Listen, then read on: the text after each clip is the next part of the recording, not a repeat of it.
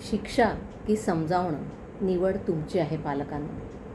आपल्यापैकी बऱ्याच जणांनी लहानपणी शाळेमध्ये किंवा घरी चूक झाल्यानंतर शिक्षा ही भोगलेलीच आहे. त्यामुळे मुलं चुकली की त्यांना समजावून सांगा, शिक्षा नकोच हे ऐकलं की पालक गोंधळून जातात, संभ्रमावस्थेमध्ये जाऊन पडतात.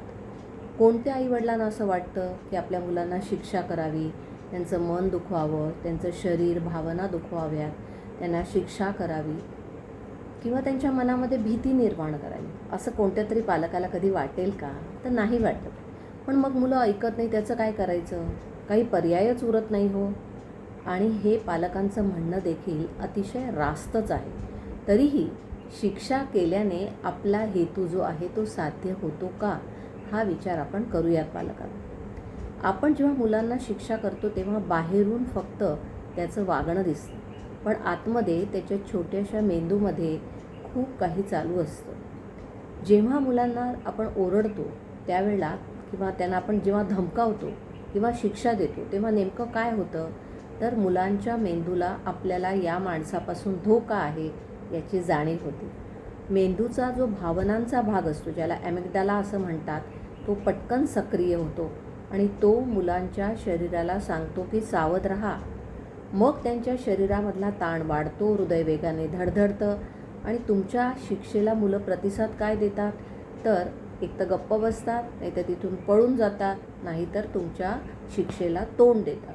म्हणजे ज्याला आपण असं म्हणूया की फ्रीज होणं, फ्लाईट होणं किंवा फाईट करणं. तर मेंदूचा विचार करणारा जो भाग आहे, ज्याला आपल्याला खरं तर शिक्षा व्हायला हवी असं वाटतं, तो भाग थोडा बंद होतो पालक. म्हणजे ज्या वेळेला तुम्ही शिक्षा करता त्या क्षणी मुलं शांतपणे विचार नाही करू शकत. आपण काय चूक केली आहे हे समजून घेणं त्यांच्यासाठी कठीण जातं, कारण विचार करणारा मेंदू थोडासा वीक होऊन जातो त्यावेळेला. ते फक्त तुम्ही त्यांना जी शिक्षा करत आहात त्या परिस्थितीतून बाहेर पडण्याचा प्रयत्न करतात.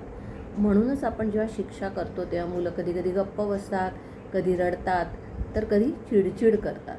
पण ते नवं काही शिकावं अशी जी आपली इच्छा, असा जो आपला हेतू असतो, किंवा स्वतःला आपल्याला यातनं काहीतरी नवीन शिकायला हवे असं वाटणं, किंवा आपला हा जो हेतू आहे तो साध्य होत नाही, किंबहुना स्वतःला कसं वाचवावं हाच विचार त्यांचा मेंदू त्यांना करायला लावतो.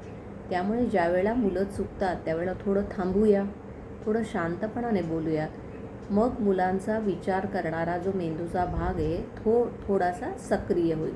मग मुलं ऐकायला, ऐकून घ्यायला, समजून घ्यायला तयार होतील. आणि जेव्हा त्यांना सुरक्षित वाटेल त्यावेळेला ते खऱ्या अर्थाने शिकायला सुरुवात करतील. पालकांनो, शिक्षेमुळे होतं काय की मुलं तात्पुरती शांत होतात. मनामध्ये धाक असतो, भीती असते, पण जेव्हा तुम्ही समजावून सांगता त्यावेळेला त्यांना खऱ्या अर्थाने समजतं.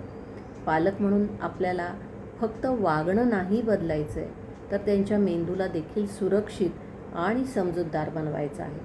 कारण जिथे भीती असते तिथे शिकणं थांबतं आणि जिथे समजून घेणं असतं तिथेच खरा बदल सुरू होतो. पालकांनो, रागाने नाही तर संवादाने घडत असतं आपलं मूल. भीतीतून नाही तर विश्वासातून येत असतो हा बदल. धन्यवाद.